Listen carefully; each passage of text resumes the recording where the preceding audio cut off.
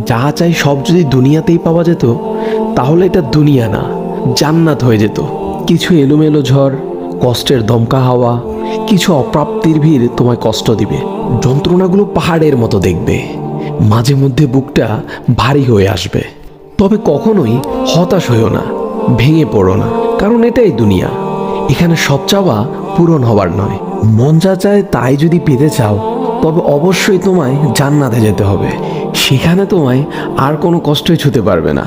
এই যে ছোটোখাটো কষ্টগুলো তোমায় আঘাত করে, এগুলো মূলত তোমায় জান্নাতের নিকটবর্তী করে এবং আল্লাহর সন্তুষ্টির দিকে দ্রুত গতিতে নিয়ে যায়।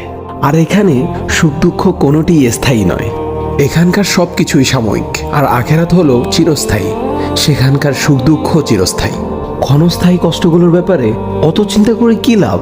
আল্লাহ সুবহানাহু ওয়া তাআলা বলেন, জান্নাতে তোমাদের জন্য তোমাদের মন যা চাই তাই আছে। তোমরা যে জিনিসের আকাঙ্ক্ষা করো তোমাদের জন্য সেখানে তাই আছে। সূরা ফুসসিলাত আয়াত নাম্বার 31। তাই স্বপ্নগুলো আখিরাতের জন্য বাঁচিয়ে রাখো। হতাশ হয়ে নিজেই নিজের উপর জুলুম করো না।